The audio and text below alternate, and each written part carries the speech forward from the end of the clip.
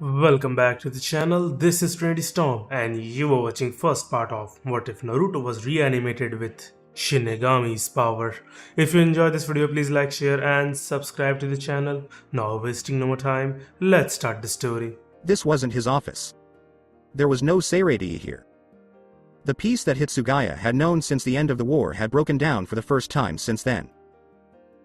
When the white static suddenly enveloped him, he was more than anything else in pain. The world around him seemed to bleed in. He looked around him with a blank look on his face as he saw faces that were too familiar but so different from who he was now. Dark hair with spikes pulled back in a ponytail and pale eyes means a pale face. Pink hair with spikes means pale eyes. His mind hissed at him, reminding him of things he had lost a long time ago and would never get back. As he took a soft breath, his heart rate went through the roof and his arms were suddenly tied together. He looked down at the chakra restraints that were tightly wrapped around his wrists and leaving seals on his pale skin. He took a deep breath. He didn't need to lose his cool.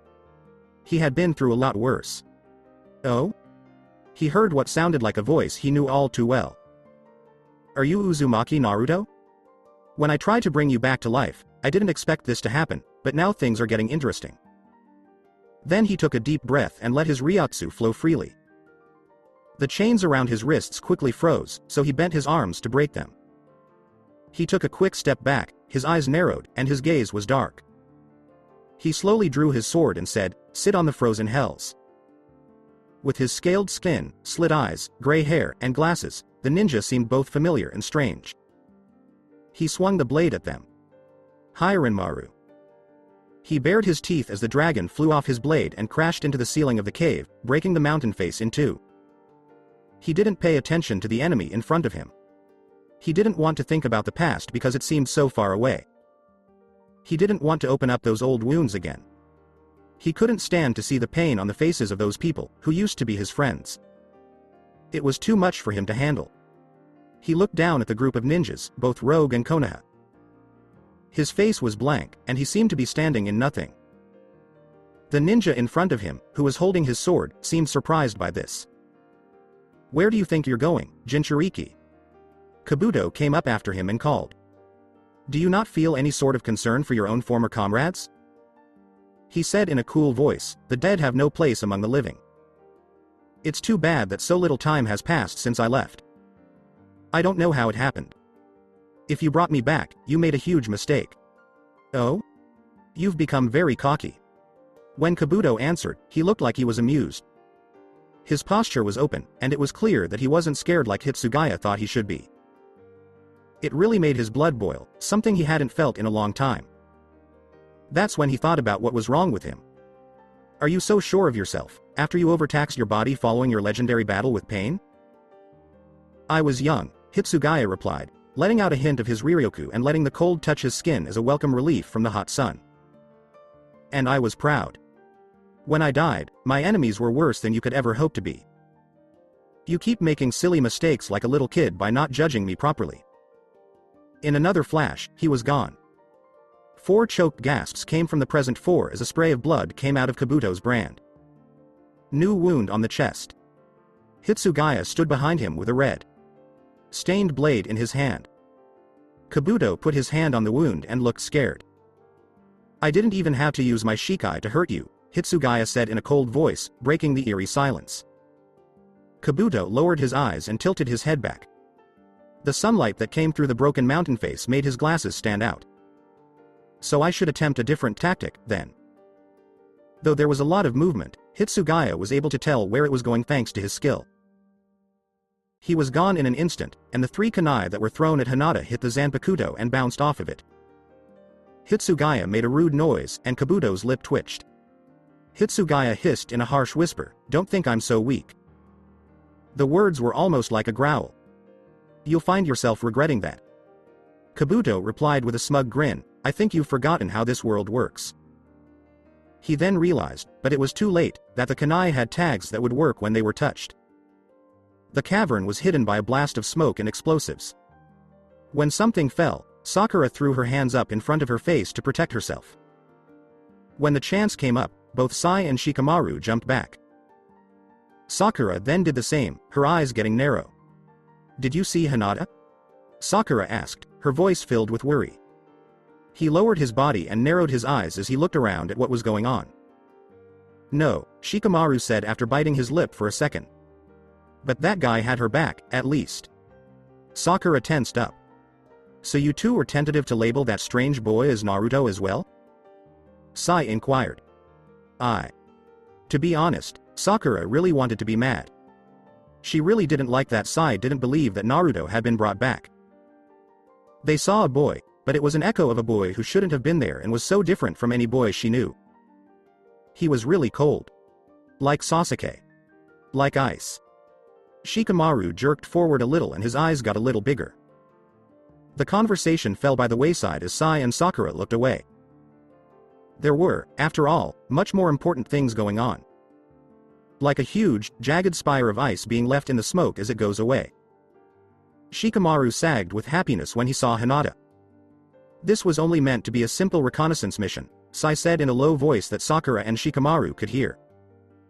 He really was getting better at interacting with other people, even though he was still having some minor problems with being socially aware. He also said, how bothersome, in a mean voice, and Sakura finally understood why. Hinata took a breath. At first, she wasn't sure where she was because the attack came so quickly. More confusing was the heat from the bombs and then a cold so strong it burned. Because she was so close to the attack, she had huddled and wrapped her arms around herself to protect herself. She wasn't hurt, though. She quickly looked up with her Byakugan in use, and then she let out a gasp.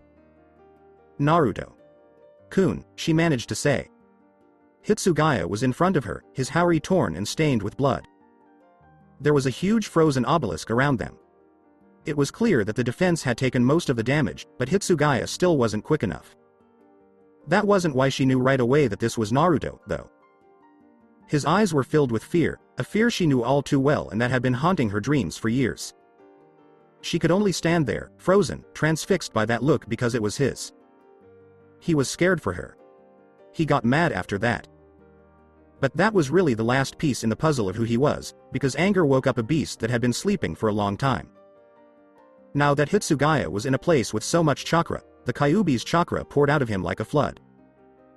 Hitsugaya roared, and Hiranmaru flew out of his hands as he broke the ice around him, sending a hail of cold, sharp icicles at Kabuto.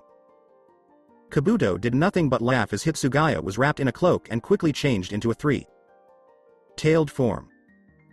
Naruto-kun, wait, Hitsugaya lunged away from Hinata, hitting her so hard that she barely had time to brace herself. He had moved so quickly that it sent a shockwave through her. Even though he was Naruto, this wasn't the Naruto she knew. She gathered back with the others, but her eyes showed doubt. As they got ready to fight Kabuto and defend themselves, no one said a word, but they were sure that everything was wrong. How did this happen? Hitsugaya thought about it, but his mind was cloudy because he was dealing with a lot of anger that was turning against him. He moved against his own will to wipe Kabuto's smug smile off of his face. Because he hadn't felt that way in a long time, it was stronger than he remembered. He was furious. The chakra cloak ate him up, leaving behind dark whisker marks on his cheeks that looked like they had never been there. His pupils shrank and his irises turned red. His lips and eyes had black lines going around them. He was hunched over and his hair was floating in the living chakra wave. As always, the Kyuubi didn't give up. He felt regret in the parts of his mind that weren't focused on the fight. He should have tried to use the power while he was in Seireiti, where he was safe. He should have tried to find out what powers he had hidden and how to control them. That's what he should have done instead of trying to hide his past. He'd at least be in charge then. He didn't like it. He hated not knowing what to do. Being stuck on his mistakes at the time made him make a bad choice that hurt him. His own dark thoughts were just food for the ancient-tailed beast that lived inside him, and its hateful will only engulfed him more. Yes. Give up. As the fight between Kabuto and Naruto went on, things quickly got worse.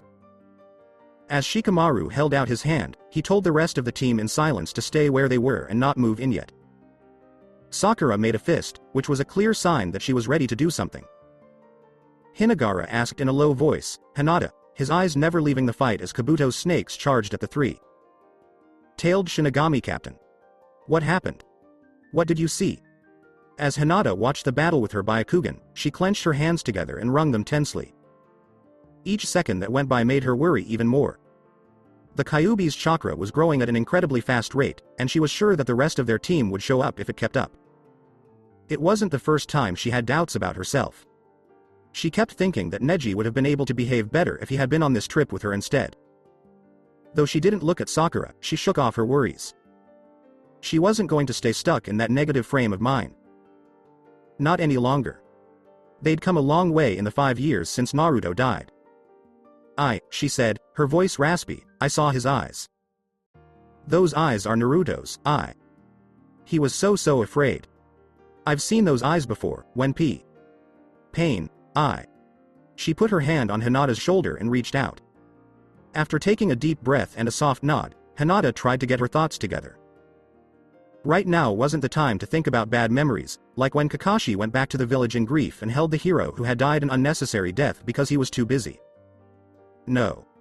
We couldn't think about that right now. What are you seeing in the battle right now? Sai asked in a low voice. The only sign of emotion on his face was a furrowed brow as he looked at what they were seeing. Hinata pursed her lips and watched as each fighter moved. Kabuto's moves were planned, but Naruto. His movements were crazy, unpredictable, and not planned. He had no thoughts. There aren't any genjutsu active, she said softly, keeping an eye on the battle while looking down. And Naruto. Kun's chakra circulatory system is functioning identically to that which he had before he died, Sai quietly said to end it. Along with Sai, Hinata, Sakura, and Shikamaru all bowed their heads in quiet, sad recognition of the death. Yes, was the last thing Hinata said. But he is much faster than he was before. He has this way of moving, it's difficult to explain, but it looks like some sort of energy. Hinata's eyebrows twitched. I've never seen something like it before, but it gathers under his feet and he uses it as a means of accelerating his movement. But he's not thinking about what he's doing. I don't What do we? Shikamaru leaned back on his heels, his mind being busy with what he had heard. It didn't make sense. How could Naruto have changed so much in the afterlife in just 5 years? It was so different from any other power he had used before, and he was so good at it. He could move like a master warrior even though he was only 20 years old, and he looked younger than he was when he died. It didn't make sense at all. Not thinking clearly. There was something wrong, and Shikamaru could only guess what happened to Naruto after he died. It was very frustrating. That made him very angry. Be careful, Sakura, Shikamaru said, do not get involved unless things are really bad. If things get worse. Sakura turned away and twitched her lip. I don't like it, Shikamaru, she said softly.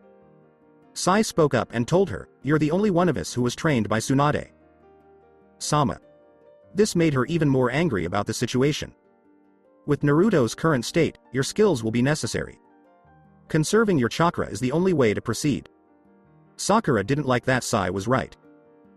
Really, Shikamaru said, twisting his lips, at this rate, I think letting them fight each other instead of us is the optimal plan. We aren't intended to engage. This is troublesome.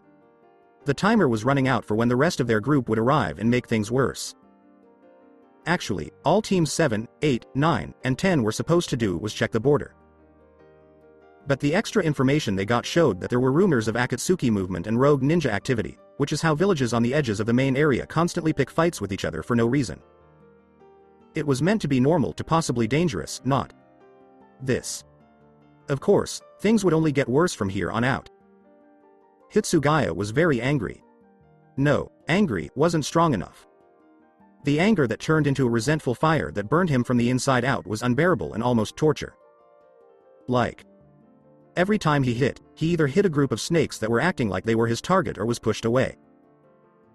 He wasn't used to chakra scalpels cutting him in the way he was used to, and even though his skill in Hakuta wasn't always ignored, the fact that taijutsu was a strong point of combat in this world put him at a disadvantage. Kabuto teased Naruto. What's wrong, Naruto? Hitsugaya wanted to punch Kabuto out of the way because he had such a sad, pale face. Hitsugaya growled and swung his fist forward, but it was deftly deflected in front of him. As the Kyuubi slowed him down, his attacks got worse, and the edges of his vision turned black and tunneled. It wasn't good. What have you? Hitsugaya said each word as if he were trying to punch it, Done to me? His last words were a deep growl, and his chakra arms shot out like whips as they chased Kabuto and his group of snakes. Oh. That's not me, Naruto. Kun. Hitsugaya roared, don't call me that. He showed off his sharp teeth, and his eyes lost a little more of their sharp focus. The Kabuto laughed. You really are the same as ever. For all your talk of arrogance, you are easy to rage and you always look to throw the first punch. Shut up. Was yelled as Hitsugaya grabbed one of the few stalagmites that was still there and pulled himself forward to lunge. It made him roar with anger when his attack only hit the floor of the cavern hard. He looked around and lowered himself to the floor, ready to attack at any moment. You're weak, Naruto, Kabuto said next. You haven't changed a bit. There was a sudden rush of snakes on both sides of Hitsugaya, and he snarled as their miserable little fangs dug into his skin as if they deserved it. He tore at the snakes, and the Kyuubi's cloak was so acidic that it burned them off in his hands. Weak. Why did he get weak again? Hadn't he been through a lot of trouble and hardship in the last 7 years? He was now only thinking about the mistakes he had made in the past, how much time and effort he had wasted, and how bad his judgment had been. These thoughts were pulsing through his ears like blood. He barely knew the skin was ripping off and making the cloak. He hardly noticed that his vision was getting worse quickly. He didn't pay much attention to the storm above or the sudden, strong snowstorm going on around them. It was so hard for him to pay attention that the sound of his old name screamed just outside his awareness. Everything went well. Dark. No. Sakura yelled, scared and alarmed. Naruto. Before a pillar of concentrated chakra shocked the sky and blew away the clouds, the black dome that marked Naruto's four-tailed form solidified around the Jinchuriki. The animal that took his place let out a shrill roar and struck Kabuto in the gut with its fist in an instant. Kabuto was no longer smiling. He was instead thrown backwards and through the wall of the cavern, where a blast of dust and debris hit them. The animal growled and lowered its head, making its eyes narrow. When it saw that its prey wasn't coming back, it attacked the four Konoha shinobi. Hinata stood still and stared at it with wide eyes. Satoshi clenched his teeth as Sai took out a scroll to use his Chojugiga to get away quickly.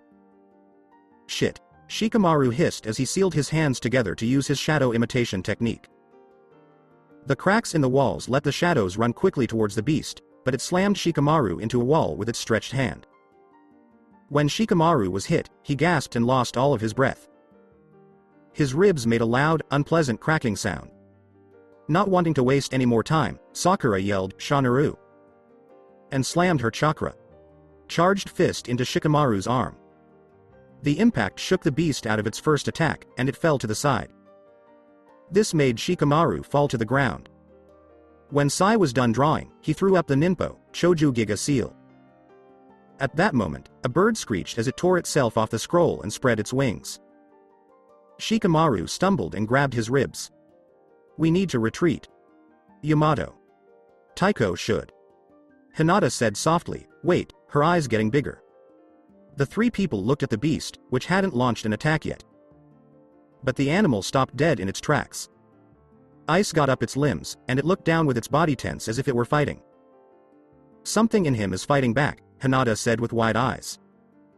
His own energy is disrupting the cloak. Hate. He only felt hate. He only knew hate. Do it. He was nothing but hate. Everything was important. He was nothing else. Do it. He was helpless against it. He didn't like anything. Oh, master. Hitsugaya took a deep breath and gasped for air. When he opened his eyes, he was submerged in the Kyuubi's chakra. As he reached out with his hands, he coughed and flailed around in the red water. It looked like ice or a bright blue color that made him think of home. He felt like eyes were digging into his skin. When he turned around, he saw the bright red eyes of a beast. He coughed again and struggled to move back. Everything around him was hazy, like a fever dream. But the water around him was making it hard for him to breathe, and he was drowning. It was Hiranmaru's loud, angry voice that echoed, "Release him, you foul beast." Hitsugaya was startled back as a huge claw slashed down, just missing him. Hiranmaru, Hitsugaya choked out because he wanted to breathe so badly. When its tail swung into the water, he reached out and grabbed it with all his strength. And he heard Hiranmaru's wailing roar of pain. As they broke free of the water, his eyes grew bigger. "Come fight me in person," the fox growled, and the area around them shook from the sound of his voice. It was too hot for Hitsugaya to keep his grip and keep his focus. He was too hot and couldn't breathe. He was going to die here. He was not able to hold on, he wasn't. "You will not die, master," Hiranmaru growled. The cool breeze from Hiranmaru's huge wings was very welcome. There were so many blues and whites that Hitsugaya lost track of what was going on around them. The sharp, known chill let him know where he was. The ice field. Hitsugaya was glad to be here, I see. "Rest, master," Hiranmaru said in a calm voice. Hitsugaya wasn't sure if he would remember what had happened or be able to fully understand it. He only knew that he was worn out. He was really worn out. The battle inside the Kyuubi turned into a blast of steam from ice-fighting fire, and Hiranmaru and Hitsugaya temporarily took control of the Kyuubi. The pure heat and the freezing ice that came out of nowhere were enough to stop the fighting. He came back to himself while lying on his back in the wreckage. He couldn't move because of the Kyuubi's damage, and when his mind cleared, he was shocked by how much the Kyuubi's chakra affected him.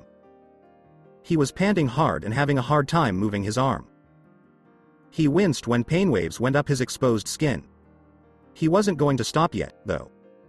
He dragged himself closer to Hiranmaru and took another deep breath. He had to have Hiranmaru. He should have been somewhere else, so he had to find a way to leave. So far away was his office in Seirei in his division. All that was left for him here were taunting memories of a past he had lost in the cruelest of ways. His wish was to return home. As soon as he did that, his hand gave out, and his head hit the ground. He lay there, limp, gladly unaware of what was going on around him until he finally passed out. Shikamaru was carefully helped along by Hinata as she walked, with Sakura and Sai taking up the end. As soon as they were close enough to Hitsugaya, Sakura rolled the Shinigami over while swallowing hard. She touched his face and said, "I can't believe this." He was cold, and she jumped a little. He must have felt dead already, but the fact that he was softly breathing gave her hope that he might still be alive after death. Now that the marks and whiskers were there, it was even more clear that he was Naruto. "I didn't think when he was saying that he was going to bring Naruto here, It seemed impossible," Shikamaru said with a serious nod. "I get that. Man, this is so troublesome." She bit her lip and looked at Shikamaru. "Here. Let me heal you." I told him, "No," and he shook his head. "My injuries aren't horrible, I'll live long enough to get to Ino. But Naruto's in worse shape. Take care of him." He was being sensible, even though she wanted to argue. To focus, she put her hands on Naruto's chest and reached out. A bright green glow then took over her hand. Sai wasn't following the group. Instead, he was moving forward and heading toward the impact site. "He got away," Sai said in a low voice. "That's not a good thing." Shikamaru hissed, "Word will get out that he called Naruto with that twisted Edo Tensei of his. Damn it." When someone touched him on the shoulder, he turned around and saw Hinata standing there with one hand on her chest. "But," she said softly, "he didn't get Naruto." "Kun. Isn't that the most important part?" Shikamaru's lip turned up. That was true, and they did get Naruto. But what of the Naruto they knew so well behind the cold exterior of the person who spoke the first time they were called? "I don't think we can continue this mission. We have to go back to the village." She said, "I'll go back," with confidence. "We're going to go back," Sai said. "Are we not Team 7? Sakura gave a sad smile. "You're right." As soon as the plan was set in stone, the broken pieces of Team 7 took off, flying quickly to Konoha. That was easier said than done. Going back to the village was hard. To take care of a friend who had been hurt, Sakura and Sai had to stay out of sight. There was still a chance that Kabuto was nearby, and the rumors of Akatsuki activity were not to be laughed at. Because Sakura was scared, she held Naruto close so they wouldn't lose him off the edge of the Inkbird. Their mission was close to the border and far from the village, so it was getting dark quickly. In the end, they decided to establish camp for the night. You couldn't try to make a straight line to the village. Not at all, especially since Naruto was still unconscious and not showing any signs of getting better. Soon enough, Sai was hunched over a fire, and Sakura was healing Naruto's body again while her brow furrowed. He should be awake by now, Sakura said with worry as she finally pulled her hands away. She took a seat and looked into the small fire they had made for the night. She looked at Naruto for a moment. His face was drawn, and he looked almost more tired than he had been before. Something's wrong. He does look bad, he said with a frown. He did not move at all. But I couldn't find anything wrong with him, she said. His vital signs look fine, his wounds are mostly healed, he's not. She tightly grabbed her arms. I don't understand. Sai said with his hands folded in front of his mouth, it could be something you don't know right now. We know nothing of him as he is. Sakura turned bad. It made sense and was probably the right answer to her question, but she didn't feel good about it. Naruto was already so far away from her, even farther than Sasuke. This made her sick. When things calmed down, she hunched over, her fingers digging deeper into her skin until her knuckles turned white. Sai turned his head to the side in shock. He asked, "Are you mad?" She shook her head and said, It's frustrating," she said. She looked up and saw Sai's confused face. She then turned back to Naruto and watched his chest rise and fall and his face twitch in pain. Not knowing what happened to him after we lost him. Not knowing what. What made him like this? Not knowing how to help him, not knowing how to reach him. Sai's confusion didn't go away. He looked up after a moment of silence and said, "But he's sitting right there." "Ah. You don't mean literally."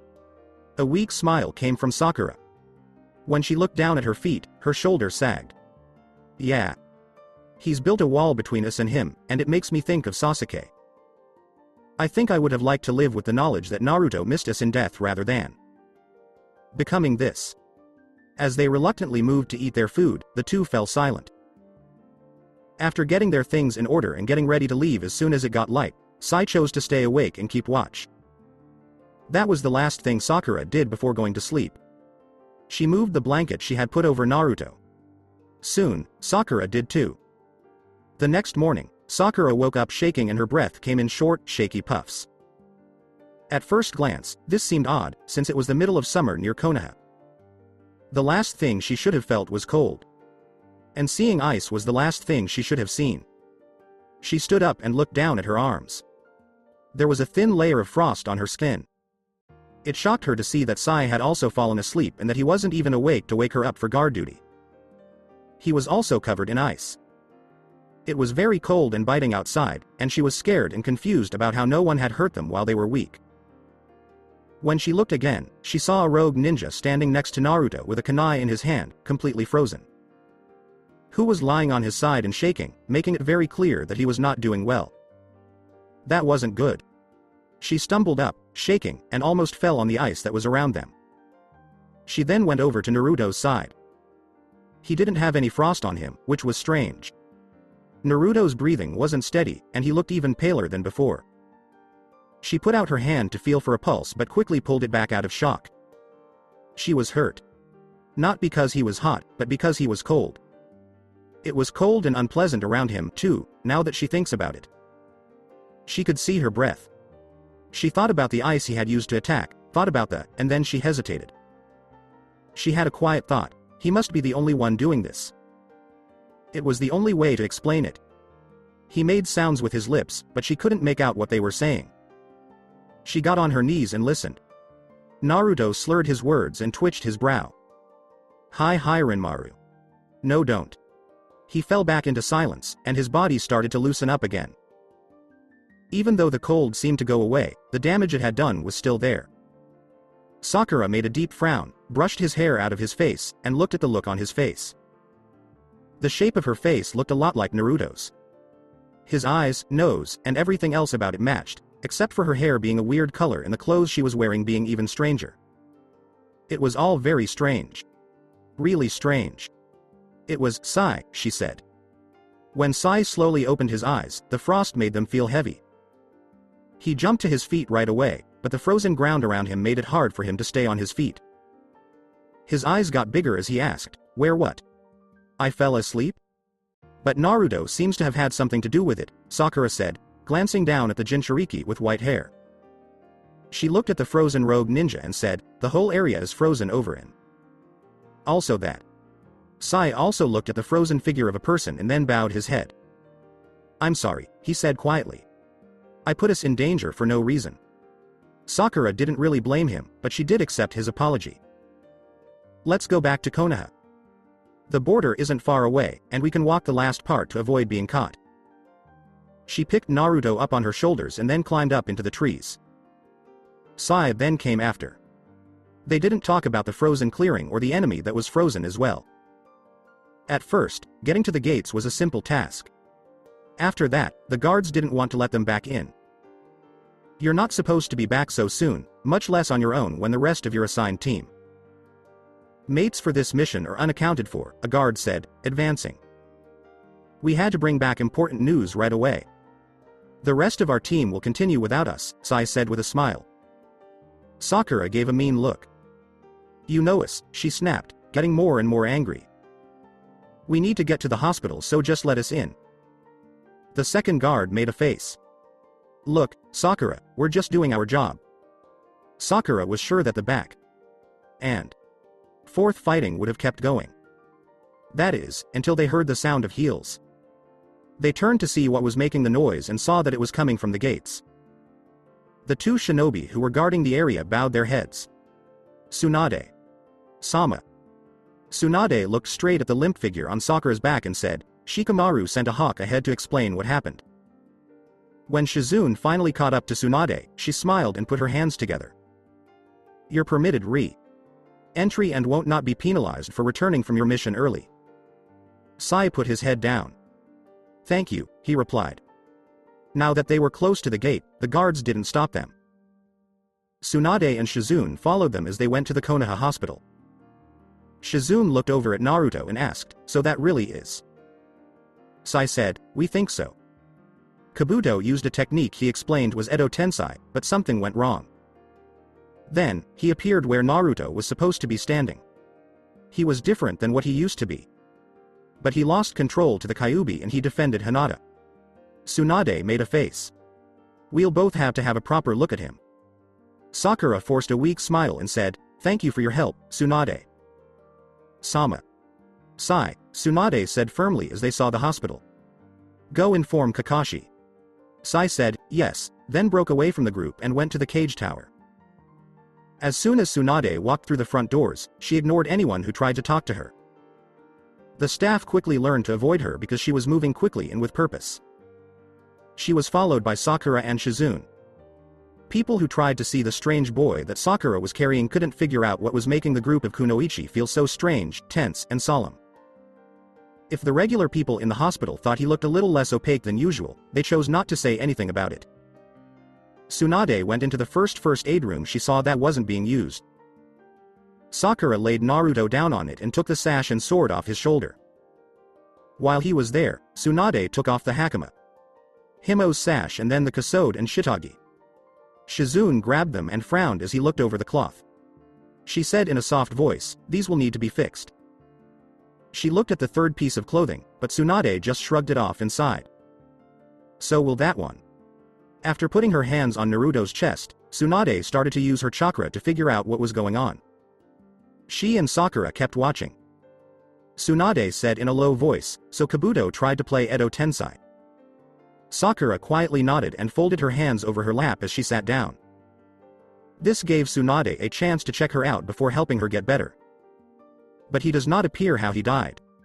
Sakura spoke in a low voice, Kabuto tried to tether Naruto's soul in a body with a sacrifice, as Sai explained before.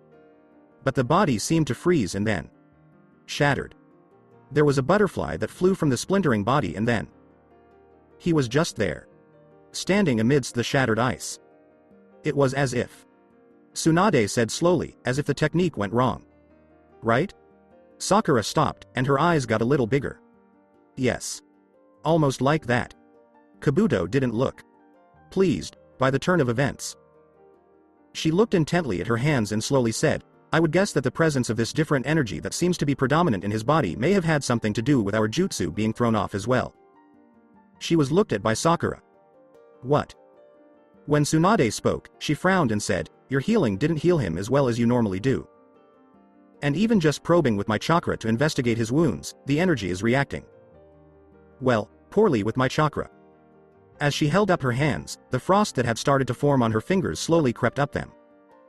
Again, Sakura was confused and asked, "It's not chakra?" When Tsunade rubbed off the sheet of frost and put her hands on Naruto's chest, she shook her head. As Sakura jumped to her feet and joined the healing, the room was dimly lit by the green glow of her healing jutsu. Sakura realized Tsunade was right when she paid more attention to the body she was holding. Naruto did not move. Sakura said slowly, "You're right. It's like his whole body is made of this energy. Would it be possible," Shizune pondered, "if this is some sort of energy connected with death? If the body that Kabuto's jutsu was constructing was destroyed, perhaps this isn't a body we're dealing with." The two medics gave Shizune hard looks, and the woman backed away a little when they looked at her together. Sakura said with bright eyes, "Shizune, you are a genius. That makes sense. This." She looked down at the person lying on the table and her hands shook for a moment. "This isn't a body. So then, how do we help him?" "We will do what we can," Tsunade said with her eyes going back to her hands. "After that, we can only wait for his form to heal naturally and his energy to replenish." Once they were done healing everything they could, the hospital staff changed Naruto into regular hospital clothes and put him in a recovery room. Sakura was invited by Tsunade to do a tour of the hospital, and while she was there, she talked about her ideas about Naruto's current condition. She said that she thought Naruto's strength had actually been worn down because they couldn't tell how strong he really was. It was the only thing that made sense for Naruto not being awake when he was awake when he first woke up in the world. After helping Tsunade go around the hospital, Sakura went back to that room and saw Sai already there. She sat down next to Sai and watched Naruto's chest rise and fall without saying anything. People were lost in their own thoughts during the endless stretch of silence that went on and on. They finally agreed to leave his side, even if it was just to get lunch. Naruto still wasn't better when they got back to the hospital. So, while they did their daily tasks, trained, and ran errands, they waited. Even after everyone got back, nothing changed. Sakura was almost let down by that alone. She had hoped to have answers for everyone. The only thing she knew for sure was that Naruto was getting stronger again, which made her wonder how much longer he had to heal. When it came to anything that had to do with Naruto right now, all they had were guesses and rumors. The group was waiting for her and Sai at the gate. They all looked different levels of tense, like they were holding their breath for some news. "He's not awake yet," Sakura said softly. The group felt less tense after this, but disappointment was the main feeling she could pick out in all of them. "However, we know for sure that this is what it is because of Tsunade. Sama's examination." She looked at the group. "Who we think it is?" Kiba began to say, then, but Shino put up a hand. Hinata put her hands together and raised her hand when Kiba looked up. "Not here," Shino said in a low voice. "Too many ears. Take us to him, Sakura, Sai." "Yes," Sai said. People and other shinobi both looked at the group as it came after them, but because of how close they were left alone. They were in a tense and quiet car ride to the hospital. Things really got tense when they got to their room. Kiba stared at the boy and said, "That's him? That can't be." Shino and Neji both said, "It is," at the same time. The Byakugan of Neji was moving, and some of Shino's bugs were flying around. The patterns of his energy are very clear, even though it is very different from chakra. His eyes got a little narrow. And that coil of evil chakra is still there, even though it's not active right now. Kiba turned to Akamaru, who made a low whine. "You're right," he said with a sigh. "I didn't want to believe it, he looks weird, but the smell doesn't lie. Even if it's also weird." Lee made a face. He asked, "What do you mean, Kiba? San?" "Weird," said Shino slowly, "is how his very presence registers as dangerous to my insects. His energy feels like death to them." Kiba added, "It's weird that he doesn't smell like he's from anywhere in this world," clenching his teeth in a knot. "So subtle way." Tenten frowned and folded her arms. "Well, until he wakes up, we won't know why he's acting so strange," she said, frowning at Sakura. "Do you know when that will be?" She wrung her hands together. "Well, Tsunade." Sama and I both have a working hypothesis that something drained him of most of his strength to the point that he can't sustain consciousness, she said quietly. It's only theory, but he has been building up more energy. Neji slowly came to the realization, but we have no idea what his cap is. So we don't have any idea at all. Sakura nodded solemnly, closing her eyes. There was silence in the room until Ino took a deep breath. As she held up her hands, her thumbs, index fingers, and middle fingers were joined in a circle, while her ring and pinky fingers were spread out. I have an idea, she said. Both Choji and Shikamaru recognized this seal intimately. Wait, Shikamaru said quickly, hand raised and looking back at Ino. Don't. But before he could say anything, she'd completed her mind transfer jutsu. He caught her as she slumped, and the rest of the Konoha 11 realized in that moment what had happened. It was only a beat after that Ino shot straight up again, her breath coming out in a shivering wisp of visible air, her eyes wide open. He's not human, she breathed in a horrified whisper. Not anymore. Sakura froze. She looked Ino dead in the eye. What? He's a Shinigami, she said, softly. Time moves. Faster for him? Or something, I don't know, the things I found were fragmented and scattered before I met the dragon. Hirenmaru, Hinata whispered. Sakura and Shikamaru looked over to her, surprise on both their faces, but she now was focused solely on Ino. The dragon, it was made of ice? Why? Yeah, Ino replied, wrapping her arms around herself. I'm so cold. When I went into his mind, it was different from any other mind I've gone into. It was this field of ice. And I could grasp bits of his thoughts and his last bits of consciousness, but then the dragon came, it looked hurt but it was furious. This is a lot to unpack, Tenten interrupted, sitting down roughly into one of the chairs in the cramped hospital room. So what you're saying is that Naruto is a Shinigami now, and he's got a dragon in his head, too? I didn't find the Kyuubi in his mind, but I felt it, Ino added quietly, rubbing her arms. But it felt really far away. Hirenmaru appears to be part of his new abilities, Shikamaru said, sorely wishing he could smoke a cigarette at that moment. Weather manipulation and temperature modulation seems to factor into that. He had called upon an ice dragon to bust open the cavern we were in, and then rose up an obelisk of ice. Then the thing that stopped his four-tailed form was ice. It's his spirit energy that's cold, Sakura cut in, shaking her head. Shikamaru rose an eyebrow and Sakura looked away. When Tsunade, Sama and I were healing him, we were in close contact with his spirit energy. It felt like ice, and when she was examining him, frost started climbing her fingers. Spirit energy, Neji said, slowly, giving Sakura a look that clearly asked for an explanation. That's the only way I can think to explain it, Sakura elaborated. The Kyuubi's chakra is the biggest reservoir of chakra that he has still left with him. He still has a little chakra of his own left, but the largest supply of energy he has in his body is something that definitely isn't chakra and it's not very compatible with chakra. Will Naruto be okay? Lee asked. Oh, it'd be awful for something to happen to him again, especially with everyone's hopes up, and with the springtime of youth at its peak. Enough with the springtime talk, Kiba snapped irritably, I want to know what's going on and I want to know it from him. Not us all just shooting the shit, I want to know what the hell is going on. You're going to have to wait for those answers, Shino cut in quietly. Theory and guesswork is all we have until the source of this conversation wakes up. Choji looked to Naruto and then looked away. It's been a long time since he's been with us, he said, shoving a handful of chips into his mouth rather anxiously.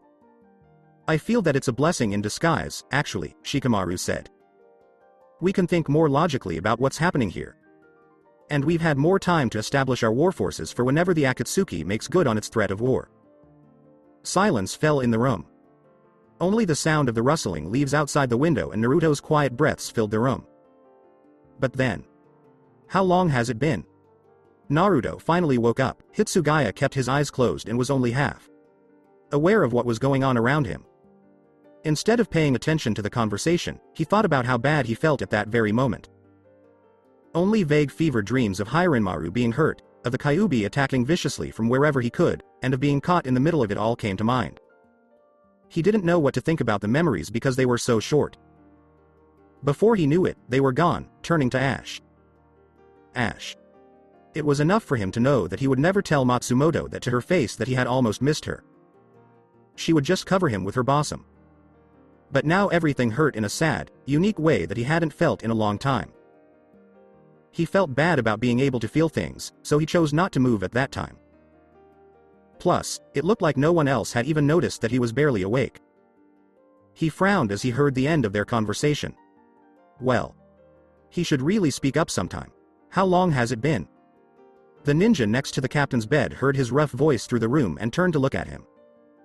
Hitsugaya slowly opened his eyes and stared straight up at the ceiling. It's been 3 days since the fight with Kabuto. We all just arrived back in Konoha, but you've been unconscious at the Konoha hospital, Ino said with a scowl. There was a brief moment of frustration on Hitsugaya's face. No. Since I died. There was no answer to the question, and there was a lot of silence. It hurt still. As Sakura thought back to that terrible day, her voice got hoarse and her mouth dried out. 5 years, she said. She heard a soft breath and turned around to see the captain staring up at the ceiling with eyes that were the same shade of blue as Naruto's. That's not possible, Hitsugaya said with a gasp in his voice. That can't be right. What do you mean? Shikamaru asked, leaning forward in his chair and peeling an eye open. Hitsugaya moved around and took a deep breath. His answer, I've been dead much longer than that, was hard to understand. Even though it was hard, he controlled his breathing and squeezed his eyes shut. I don't understand. Time does not work like that.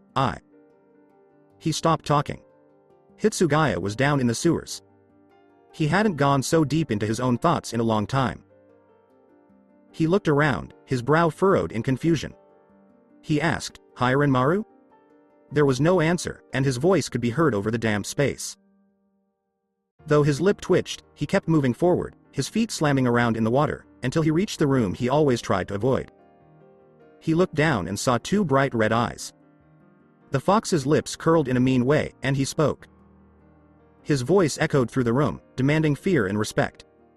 Hitsugaya wouldn't give him anything. What do you think happens when you tear away a part of a whole to another pocket of the universe? Hitsugaya had a lot on his mind, and his brow was furrowing. He knew the fox was always being vague, so he couldn't figure out what that meant. He had been away from this world for too long to be able to quickly put together such a puzzle, especially since he was still missing a lot of pieces. It was a quiet question, a part of a whole? The Kyuubi gave him a mean laugh, which made the young captain very angry. What the Kyuubi was saying to him right now was just plain silly. If you can't puzzle that out now, brat, then you're not yet worthy of the answer. Hitsugaya woke up suddenly as he slouched back in bed and quickly blinked at the ceiling. Spective, have you been dead? He stopped for a moment and took a few deep breaths to calm down. I'm sorry, he said cautiously, half afraid that the fox would pull him back in. Can you say it again? Shikamaru asked again, how long have you been dead from your point of view? Hitsugaya took a step back. A century, he said in a soft voice. It's been so long since I've seen any of you. I never thought that would happen again. He was quiet. Perhaps that was for the best. Ino asked in a low voice, for the best? He quickly turned around and stared in shock.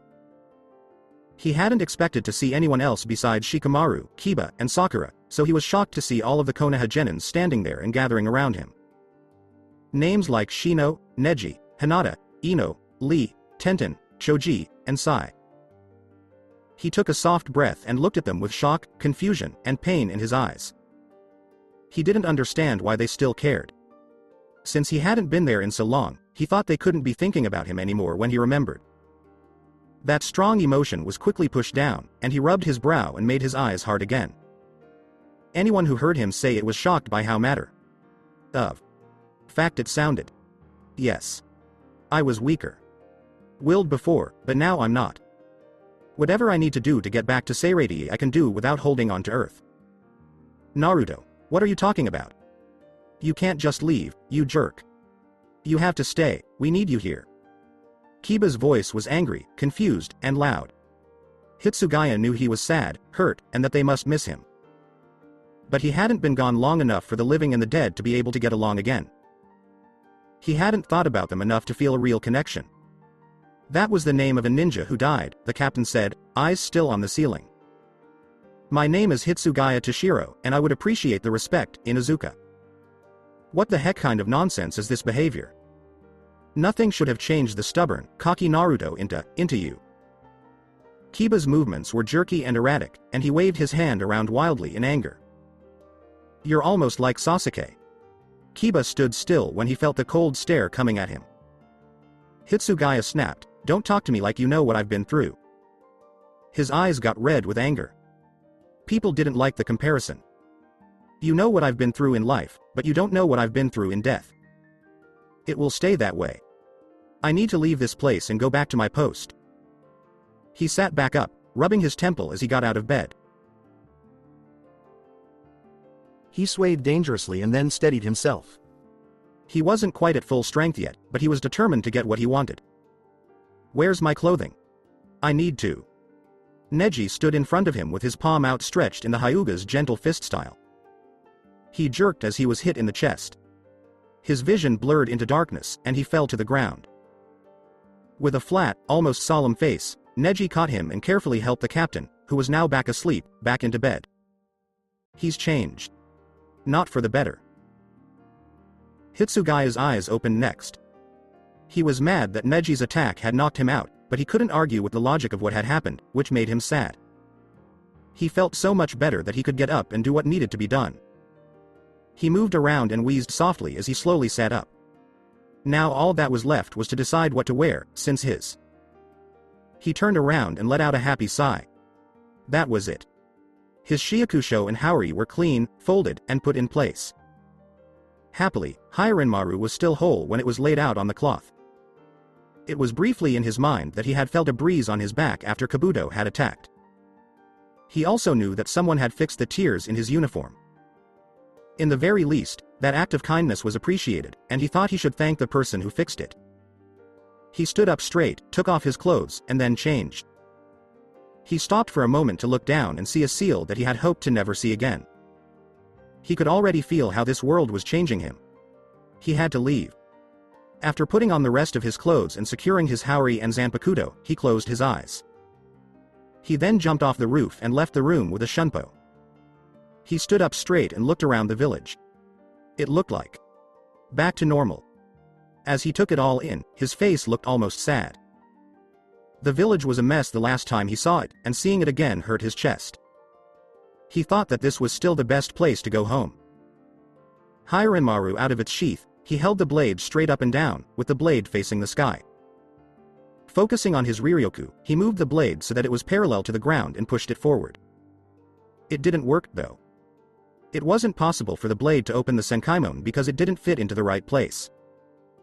Surprisingly annoyed by the trouble, Hitsugaya did it again, his lip curling. Then he snapped, open, and turned the blade. It failed again. There was no calling on of the familiar doors, Jigokucho, or anything else. This. Not good.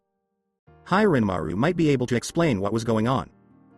He sat down in a meditation pose to do Jinzen, and then he carefully pushed Hirenmaru in so that it could stand up straight. He closed his eyes, put his hands on his ankles, and let out a breath as he tried to clear his mind. He focused on Hirenmaru's presence so he could talk to him in his mind. Only. Hitsugaya's eyes snapped open when he realized he couldn't feel Hirenmaru's presence. This went on for what seemed like too long. Not right away. He took a deep breath and shook his head as his stress level rose. No. There was no need to be worried about this. He woke up just now. Going by what Ino said, it sounds like he had been asleep for a while. He had to do it. Be calm. Hold on. Do your best. In the end, that was all his life was. Working on becoming fully in charge of himself. But he kept meditating even though he closed his eyes and worked on his breathing.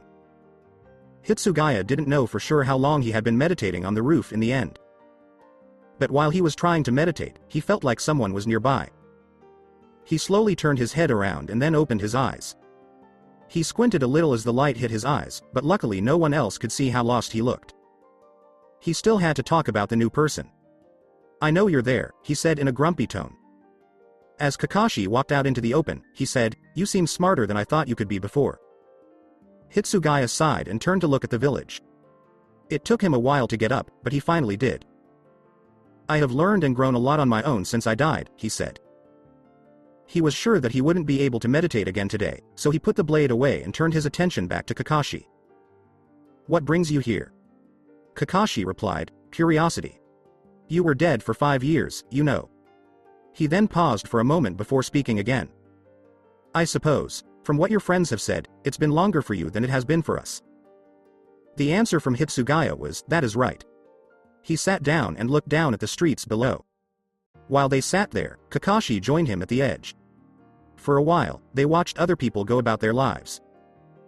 Hitsugaya studied Kakashi quietly, and Kakashi studied Hitsugaya quietly. As the silence went on, Kakashi thought about what to do next. He chose to start slowly because of this. May I ask about your hair? When I died, my Riryoku developed.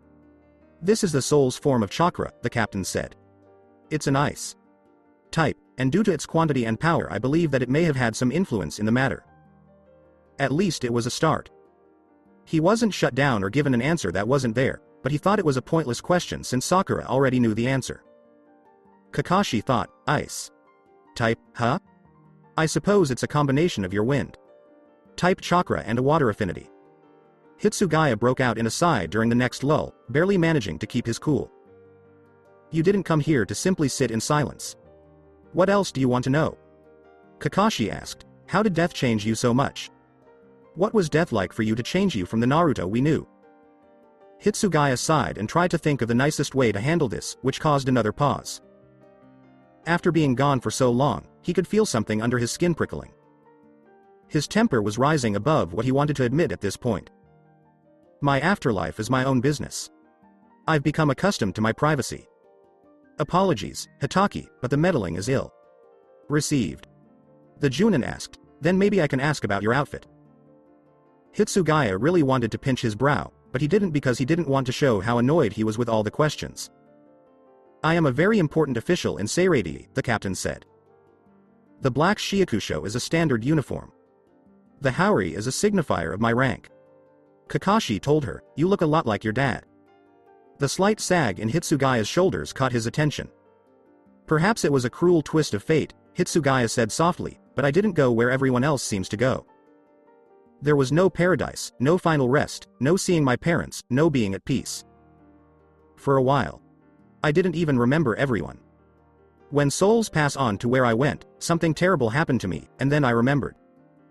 He looked out at the cityscape as the sun went down, feeling sad. He remembered waking up confused and sweating after Mayuri had taken away Quincy's hold on him. He was remembering his life in random flashbacks that made him feel sick. Luckily not during the war itself, but during the shaky time afterward and as the country tried to get back on its feet. It had been a rough patch. I still had things I had to do, I suppose. Kakashi shook his head. After all that, he was sure it wouldn't be smart to push Hitsugaya any further. Thank you for your trust, Hitsugaya. There was surprise in Hitsugaya's eyes as he turned to face Kakashi.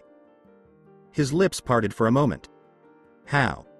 Behind the mask, Kakashi smiled, but his face looked a little sad. Your friends mentioned the name.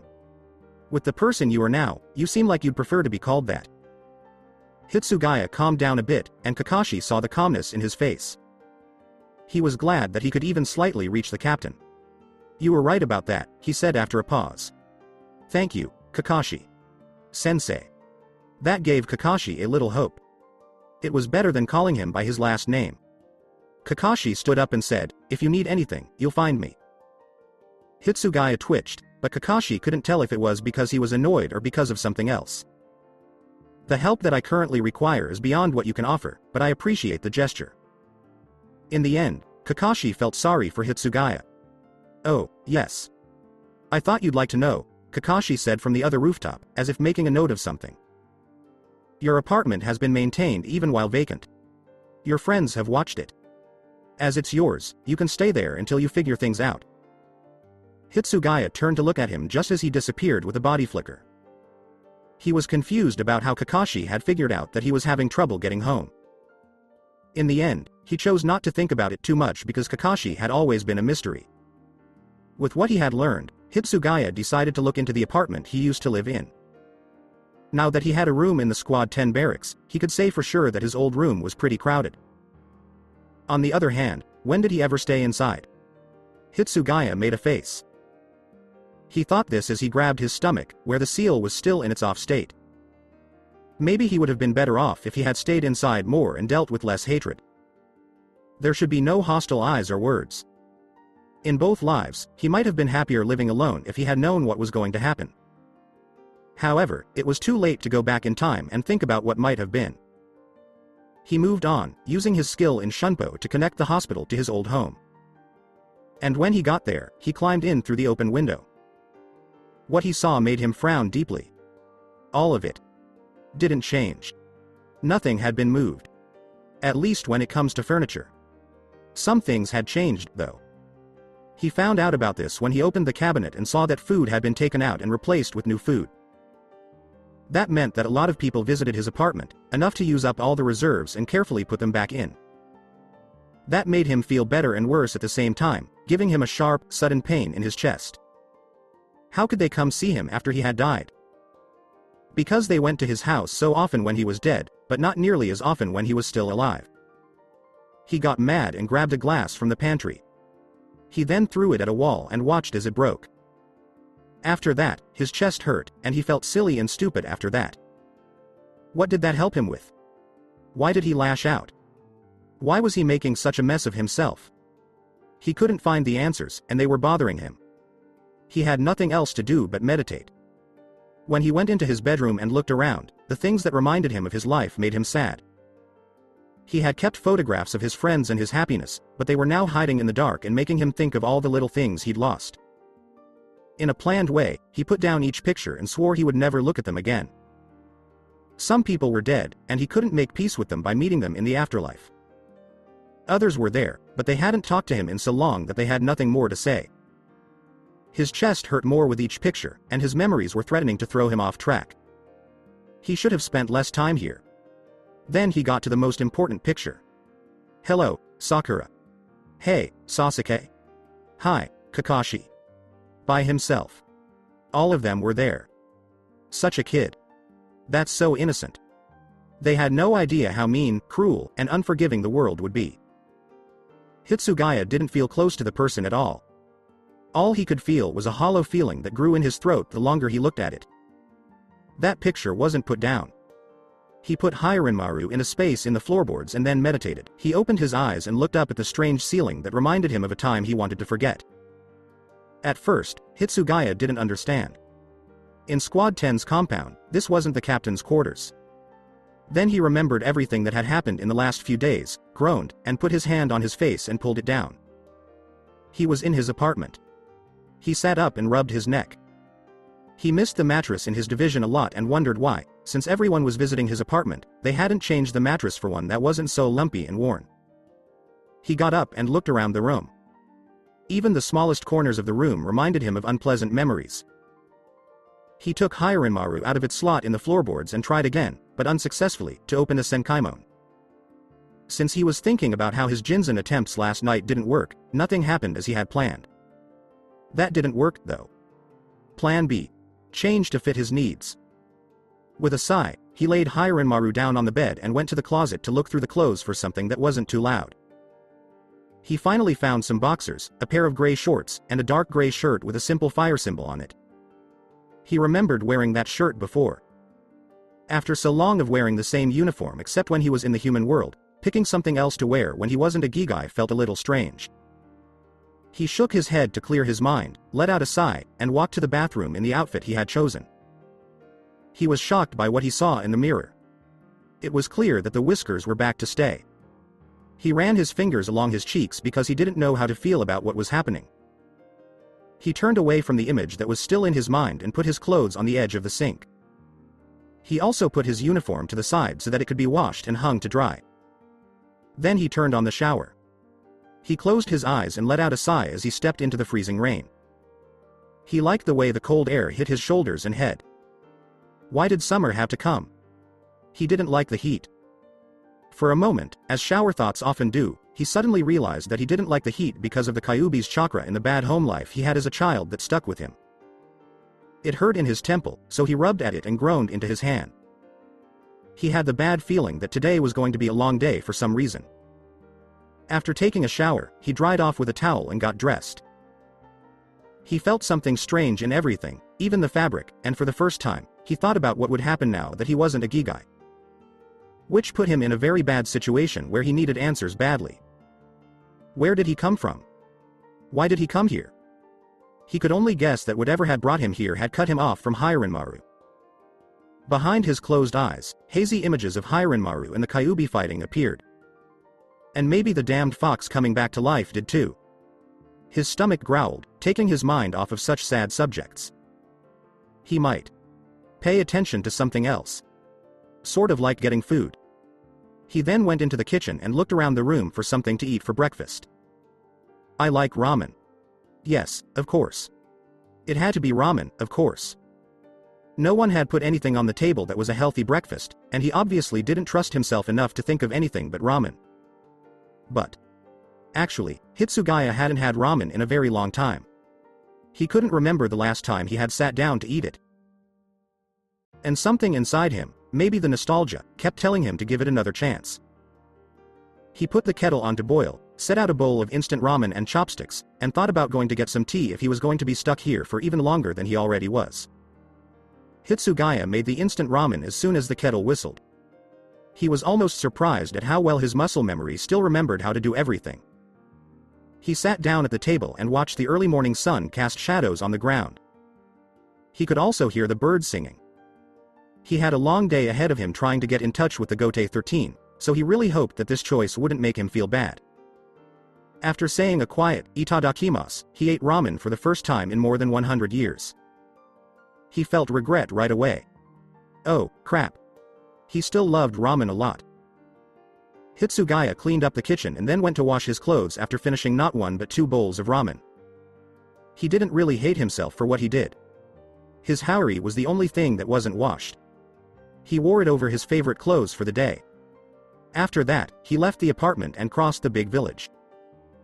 As his shunpo carried him from rooftop to rooftop, he looked down at the world going by. When he found a nice building near a park where he had vivid and rather sad memories of being alone and isolated as a child, he sat down and put Hiranmaru in front of him in his meditative pose. It was getting later and later for Hitsugaya. Being able to meditate and ground himself was nice, but he still couldn't connect with Hiranmaru or even feel a hint of his presence. It's disturbing. Because he was so focused on finding any proof that Hiranmaru was still there, he didn't even know that he had been seen. At least until someone spoke to him. "Naruto," Sakura said. Hitsugaya twitched in anger and slowly opened one eye to stare at her. "Hitsugaya," he said, but he stood up, sheathed Hiranmaru, and flash. Stepped down anyway, even though he was mad. He put his arms together and turned to look at Sakura. "Well? What did you want?" Hitsugaya's face turned ugly as soon as he saw the others coming after him. The rest of the Konoha 11 followed her, and they all looked at him with a mix of hope and doubt. A soft voice said, "Hitsugaya-kun," which scared Hitsugaya. When he looked at Hinata, she smiled weakly and put her hands to her chest. "Would you care to join us for the day? There's preparations for tomorrow." Hitsugaya asked, much less angry than he had been a moment before. "Preparations for what?" Sakura said in a soft voice, "Tomorrow is the day you died." Hitsugaya's face turned darker. "Ah. So a celebration, then." Wa-Yuro, Ino stuttered, and her eyes were just as big as everyone else's.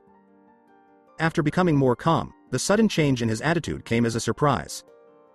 "I'm not fooling myself about how I died and the village still hates me," Hitsugaya said in a cold voice.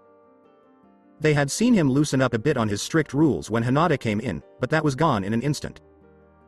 "I'm not so naive and willing to forgive as I once was. Regardless of your parting feelings about me, I doubt even you could change their minds about celebrating the death of the miserable demon brat."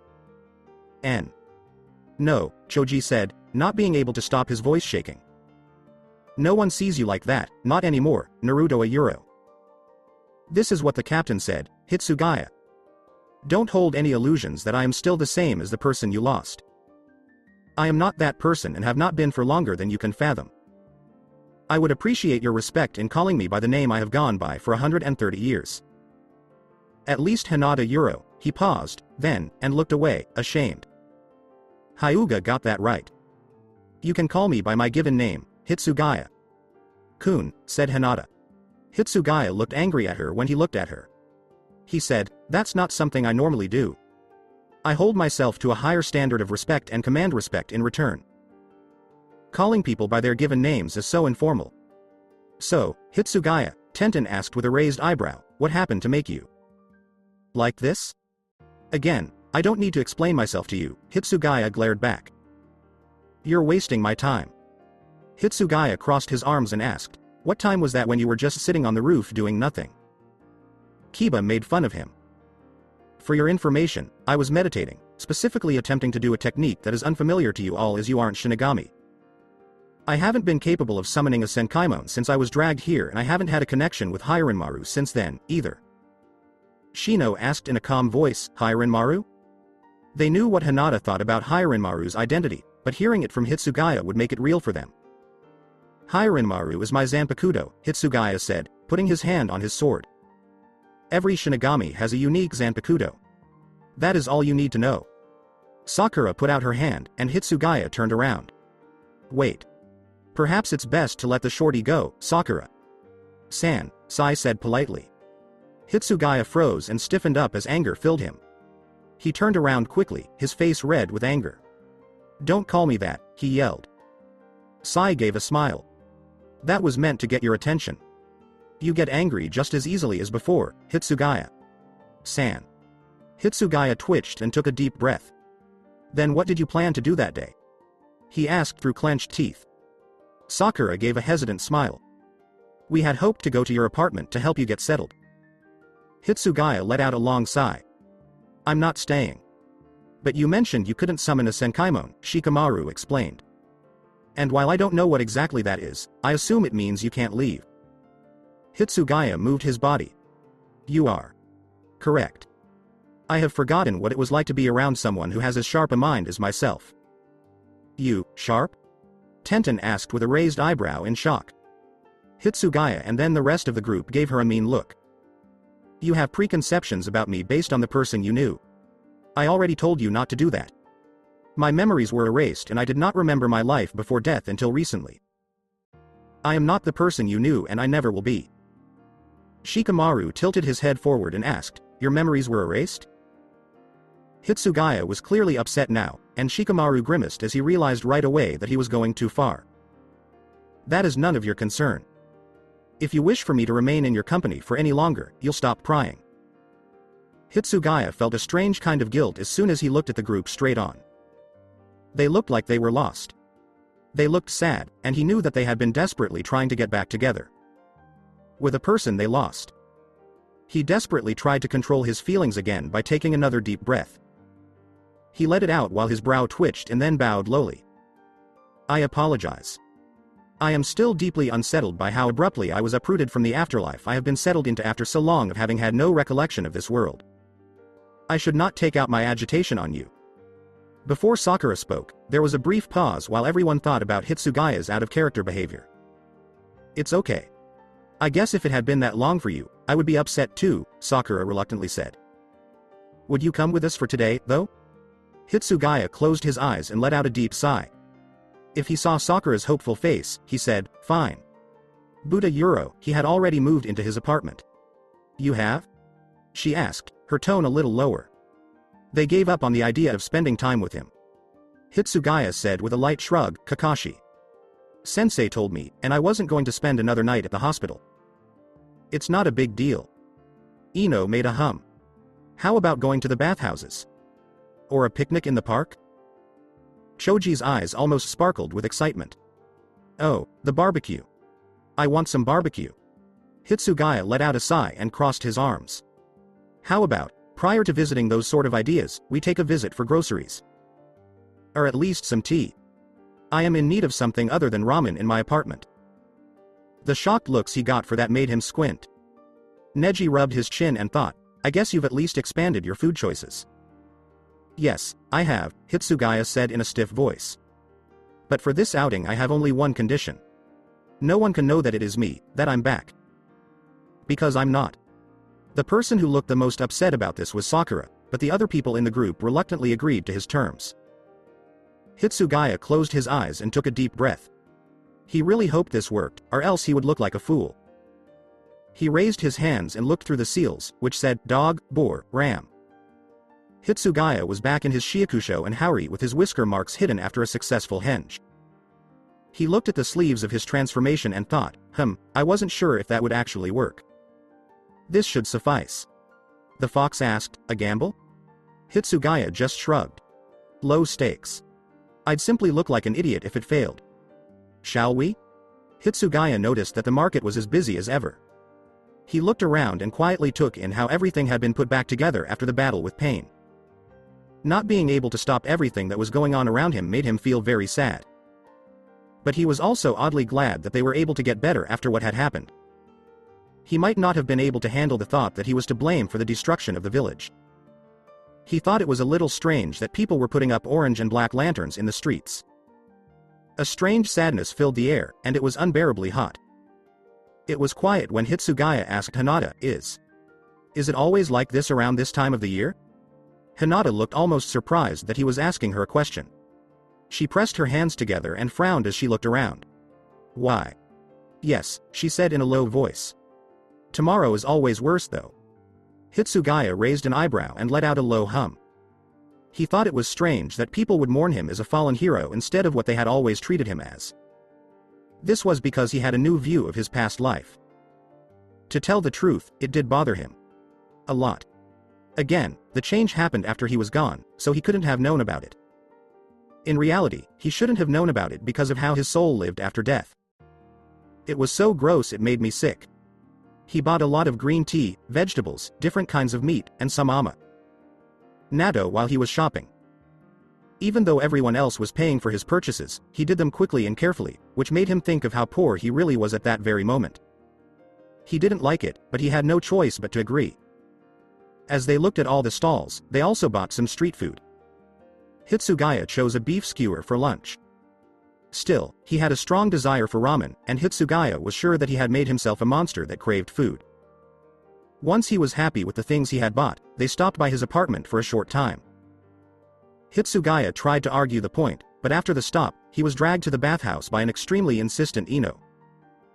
He was lucky that no one thought he was a child who needed to be watched, and he didn't cause any embarrassing situations like the time Matsumoto dragged them both to the bathhouses with their work. Oh, that made him mad.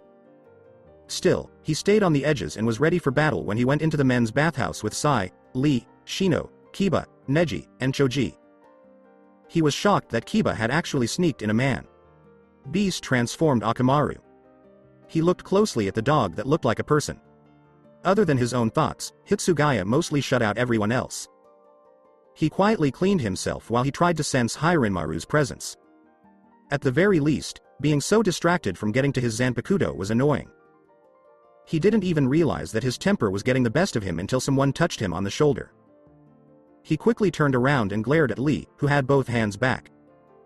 As Lee stuttered, Hitsugaya. Kun, he said, you were lost in thought and, Uma-euro, the Florsa-euro. Hitsugaya finally saw the ice that had started to form on the ground around him. He also saw how quickly the frost had risen up Lee's legs and hand. He said something rude in a low voice and pulled his Riryoku back in. The steam around them quickly melted the ice. He felt terrible and suffocating heat coming back into him, and all he wanted to do was leave and fix his connection with Hirinmaru. I'm sorry, he said in a quiet voice. I don't do very well with the heat. Or with being surprised. Lee chirped and waved his hands, it's okay. Nothing a soak and some training can't fix. I'm good as new. His face fell a little. If you don't handle the heat well, then I imagine you are not so pleased to have been overruled on this choice. Being overruled on choices and having to oblige them is a reality I've had to live with on multiple occasions, Hitsugaya stated. It isn't a problem. Also, the bath was really nice. For one thing, there wasn't much talking going on, especially not about him.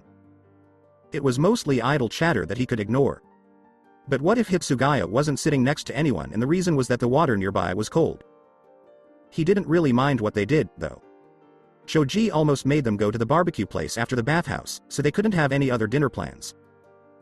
As soon as they got to the barbecue place that everyone liked, Choji got things going by ordering 2 orders of meat for everyone. Kiba then asked for sake, and Hitsugaya asked for green tea.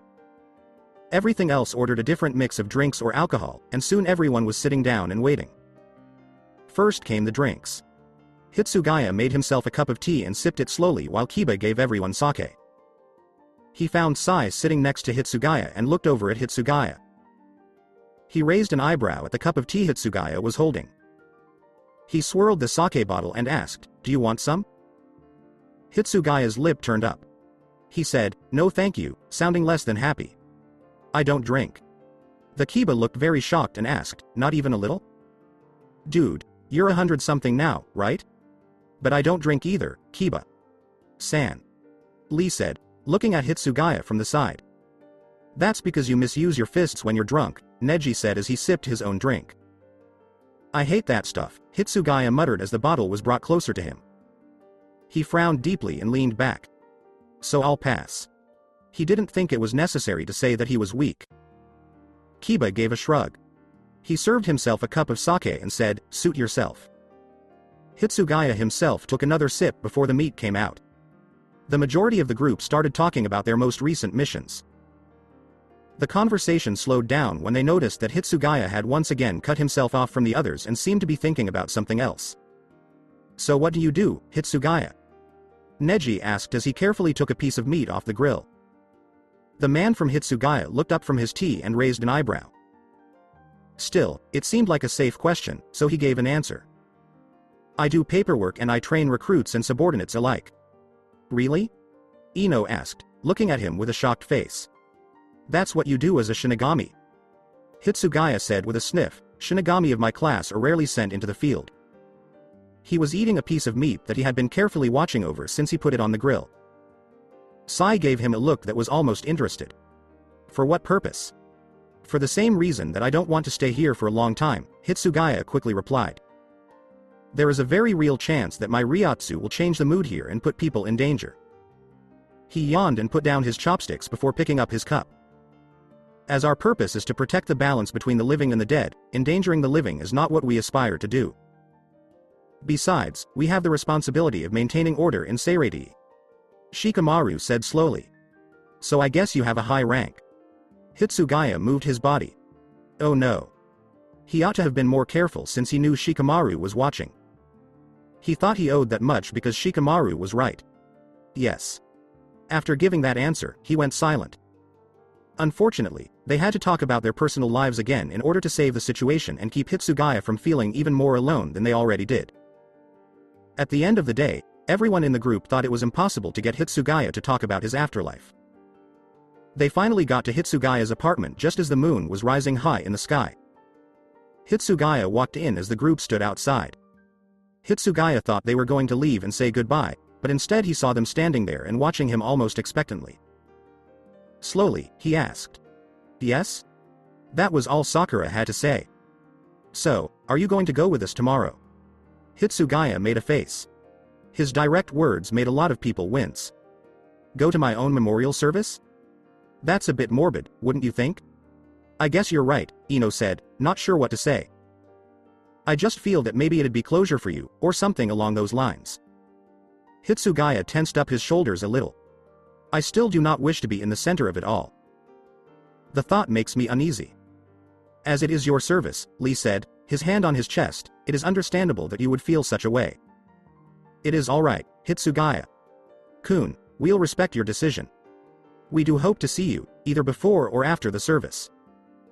Hitsugaya's face became a little softer around the edges when Lee showed real enthusiasm. "I appreciate your acceptance of my feelings on the matter," he told us. "Good night." After that, he went into the apartment, leaving the door quietly open behind him. So that's it for today. I hope you guys enjoyed it. Don't forget to like, share and subscribe to the channel for more awesome stories like this. Thank you. See you all in my next video.